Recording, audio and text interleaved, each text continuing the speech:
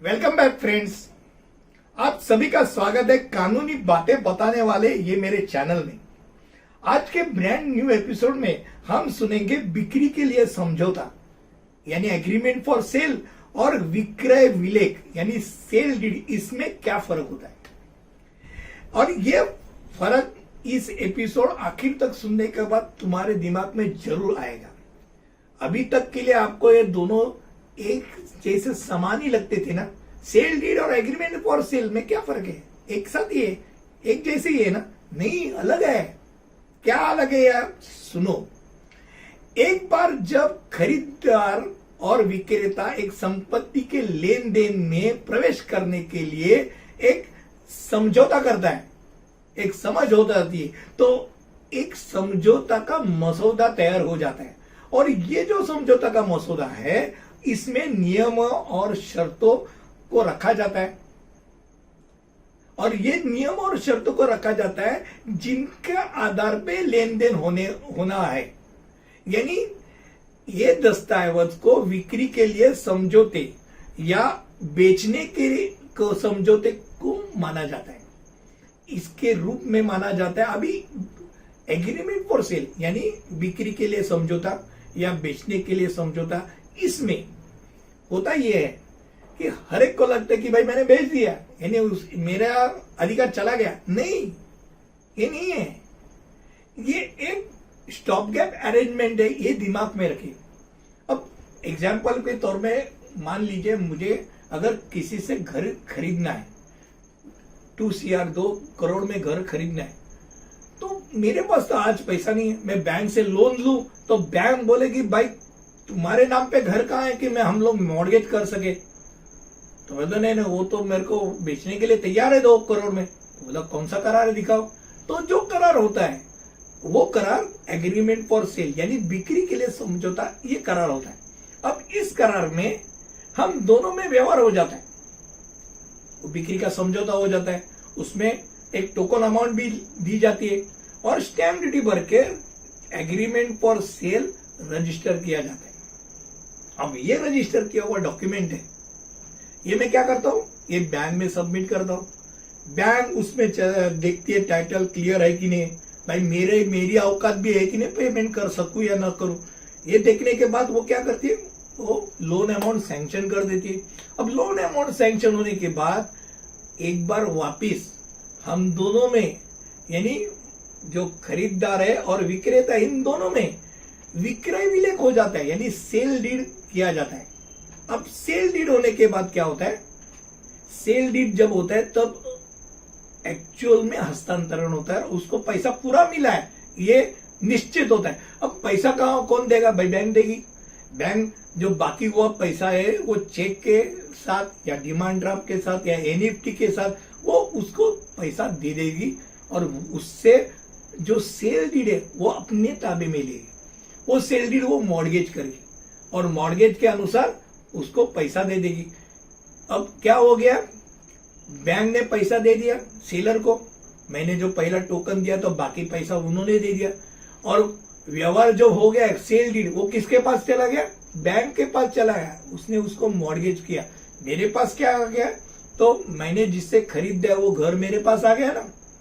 तो इस तरह के सब व्यवहार हो जाते हैं।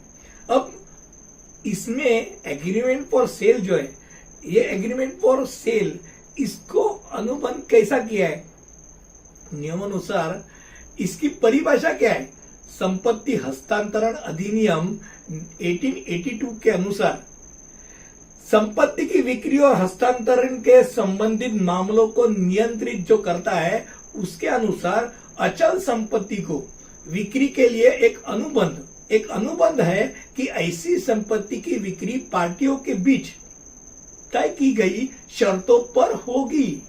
यानी आगे प्रदान करती है कि यह अपने आप में कोई हित पैदा नहीं करता है और मैं यह ऐसी संपत्ति पर कोई प्रभाव नहीं होता है। यानी ये बिक्री के लिए एक समझौता है, ये स्पष्ट होता है कि एक वादा है, इससे कोई अधिकार या हित पैदा नहीं होता। नियम और शर्तों की संतुष्टि पर भविष्य में ये संपत्ति का हस्तांतरण होने वाला है। अब ये एक दिमाग में रखो कि विक्री समझौता क्यों बनाते हैं। फिर मैंने बताया कि भाई विक्री समझौता नहीं बनाएंगे तो मॉर्गेज क्या करेंगे और बैंक को क्या देंगे। ये एक स्टॉप गैप अरेंजमेंट होती है।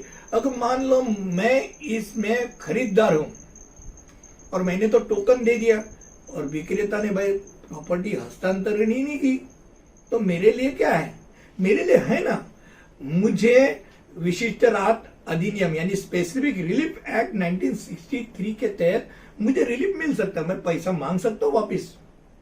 और वैसे ही चीज जो विक्रेता है, विक्रेता ने एग्रीमेंट फॉर सेल कर दिया और जो खरीददार है उसने उसको पैसा ही नहीं दिया, जो तय किया हुआ है, मान लो 3 महीने के अंदर वो व्यवहार कंप्लीट करना है, पूर्ण करना है, और बैंक ने उसको डिस्क्वालीफाई किया कि भाई तेरे पास लोन के लिए तू क्वालिफाई नहीं है, तो मैं पैसा नहीं दे पा रहा हूं, तो जो बेचने वाला है वो कितने दिन रुकेगा, वो व्यवहार खत्म कर सकता है, यानी टोकन वो अपने पास रख सकता है। अगर एग्रीमेंट फॉर सेल में वैसा लिखा है तो टोकन खारिज कर सकता है, तो उसके पास भी अधिकार हो जाता है, इसके पास भी अधिकार हो जाता है, उसके लिए वो एग्रीमेंट फॉर सेल बनाया है।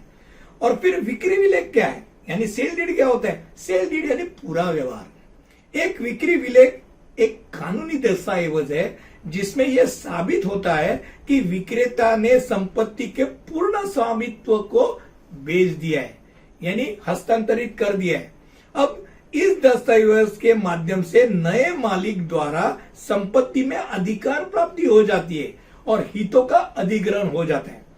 एक विक्री विलेख में आमतौर में निम्नलिखित ये चीजें होती है। कौन सी होती है, तो उसमें खरीदार और विक्रेता का विवरण होता है, नए नाम, आयु, पता, फिर संपत्ति का विवरण होता है, यानी कुल क्षेत्र कितना है, कैसा उसके पास आ गया, टाइटल क्लियर कैसा, किससे उसने खरीदा है, जो बेच रहा है उसके पास कहां से आ गई है प्रॉपर्टी, तो उसका वो डिटेल्स हो जाते हैं। फिर अधिनियम भुगतान हो जाता है, फिर किस तरीके से वो भुगतान हो जाएगा उसके बारे में पूरा डिटेल्स हो जाते हैं। फिर कितने समय में प्रत्यक्ष रूप में, जैसे बोलते हैं ना, मैंने भाई तुमको पैसा दिया, चाबी कब देगा, और चाबी कब देगा उसका उसके में उल्लेख होता है कि इतने इतने दिन में पूरा वो प्रॉपर्टी इसके हाथ में आ जाएगी। फिर कब्जे की डिलीवरी और क्षतिपूर्ति बंधक पत्र यानी इंडेमनिटी बॉन्ड भी हो जाता है, जिसमें जो बेचने वाला है वो जिम्मेदारी लेते हैं कि और भी कोई नहीं है, मैं ही अकेला मालिक हूं, या वो अगर 2-4 जन है वो ही 4 जन मालिक है। अगर कोई और सामने आ जाते कि भाई मैं भी मालिक हूं, मैं तुम पे मुकदमा, मैं तुमको कोर्ट में खींचूंगा, मुकदमा लगाऊंगा, तो उसकी जिम्मेदारी किसकी होती है, वो बेचने वाली की होती है। क्यों नहीं, उसने क्या दिया, इंडेमनिटी बॉन्ड दिया, क्षतिपूर्त बंध पत्र कर दिया, और जो खरीदार है उसको उसने सेफ्टी दी है, यानी सुरक्षित कर दिया है।